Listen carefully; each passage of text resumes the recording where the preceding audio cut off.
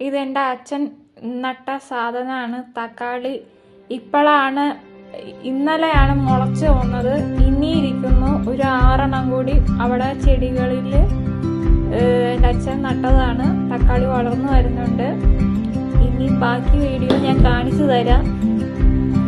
ഇത് പുതിയൊരു വെറൈറ്റി ഇതാണ്. മണി പ്ലാന്റിന്റെ ഇടയിലാണ് എൻ്റെ അച്ഛൻ നട്ടിരിക്കുന്നത്. ചീര വളർന്നു. ഇനിയുള്ളത് അടുത്തുള്ളത് നമ്മുടെ തക്കാളിക്കുട്ടനാണ്. തക്കാളിക്കുട്ടനാണെങ്കിൽ ഇവിടെ വളർന്നു. ആ ഒരു 6 എണ്ണം ഉണ്ട്. 6 എണ്ണം. അപ്പോൾ അവിടെ ബാക്കിലുണ്ട് തക്കാളിക്കുട്ടന് വളർന്നു വന്നു. പിന്നെ ഇത് മുള്ളങ്ങയാണോ മത്തങ്ങയാണോ വെള്ളരിക്കയാണോ എന്ന് അറിയില്ല. എന്തായാലും ഇതും പിടിച്ചു വരുന്നുണ്ട്. ഇനി അടുത്ത വീഡിയോ എന്ന് പറഞ്ഞത് തക്കാളിക്കുട്ടന്റെ ഒരു കൂട്ടാനാണ്. അത് ഞാൻ എന്തായാലും ഞാൻ കാണിച്ചു തന്നെയാണ്. അപ്പോൾ ഗൈസ്, ഇത് തക്കാളി എല്ലാവരെയും ഒന്നും ഞാൻ എടുക്കണില്ല.